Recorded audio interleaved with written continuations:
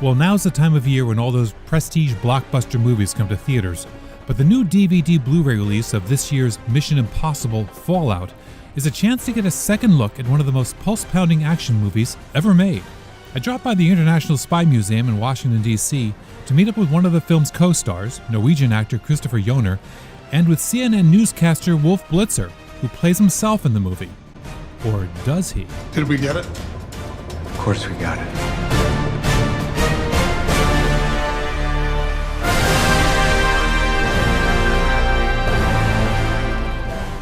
You two figure in one of the best surprises in the whole movie, and we're not going to give it away here. But what do you do at the end of the day, after the end of that filming? Do you tell your friends and relatives? I keep it under my hat. I want them to go enjoy the film. I let them know I have a little role in it, and you'll enjoy it. I think the viewers, who go see the film, they'll enjoy that scene as well. And he does a great job too. Of course, I call him and say, "Hey, I worked with Tom Cruise and Blitzer came, and it was insane,"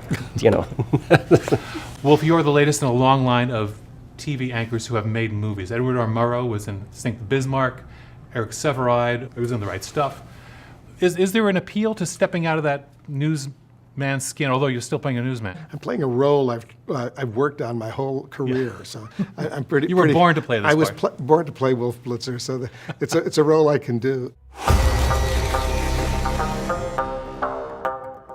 Just about every weekend this month, at least 2 Oscar hopefuls will be opening in theaters, but here are the movies you've just got to see.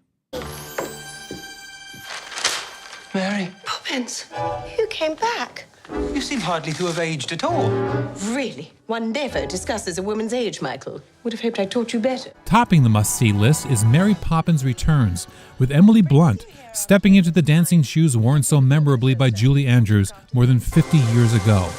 The new Poppins doesn't make you try to forget the original. In fact, there are fond reminders of it all through the new film.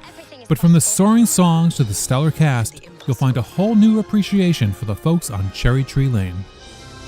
Off we go.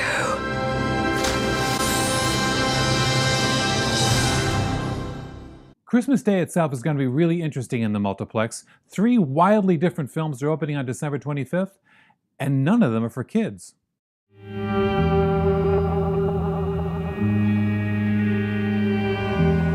Who is it? In Destroyer, Nicole Kidman gives the performance of a lifetime, playing a troubled LA police detective at 2 different phases of her life. For part of the film, she's a rookie cop, in over her head in an undercover assignment that goes horribly wrong. No, you cops! Then we see her years later, emotionally scarred by the tragedy and totally burned out. It's an Oscar-worthy performance, and one you must see, although admittedly, it's a little intense for Christmas Day. I just want to do one good thing.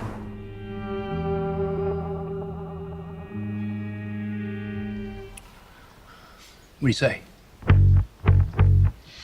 I want you to be my VP. I believe we can make this work.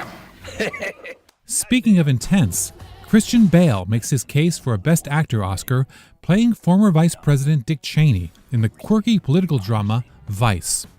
It's written and directed by Adam McKay, the guy who made the weird and wonderful financial drama The Big Short. I mean, just get a look at Christian Bale as Dick Cheney. He disappears into that doughy body and has mastered the Veep's grunting voice and trademark smirk. Whether you like Cheney or not, Vice is a must-see for anyone who loves political intrigue.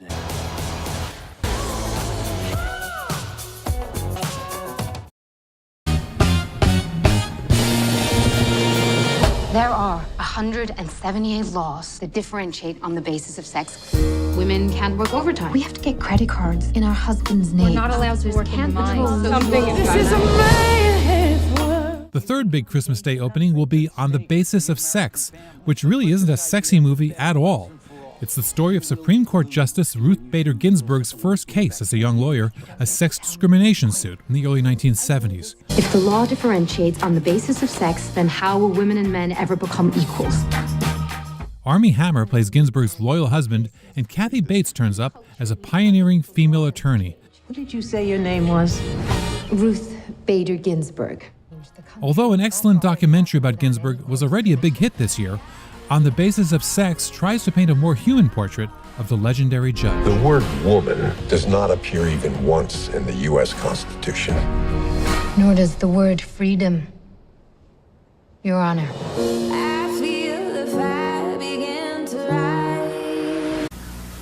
Und der Haifisch, der hat Zähne. Until Ernie Kovacs came along in the early 1950s, TV was pretty much an electronic version of vaudeville, with singers, comics, and jugglers performing on a tiny stage in your living room. But in a flash of genius, Kovacs realized that by manipulating the image from just beyond the TV's squared-off frame, he could invent an entirely new kind of comedy. Kovacs would have been 100 this year, and Shout Factory is celebrating with a 9-disc collection called Ernie Kovacs: The Centennial Collection. It presents virtually every known recording from a career that ended all too soon in a 1962 car crash.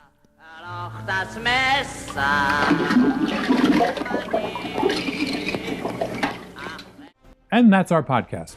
For more on the movies, come to SaturdayEveningPost.com/movies, and for all my reviews, interviews, and videos, come to my website, moviesfortherestofus.com. For the Saturday Evening Post, I'm Bill Newcott.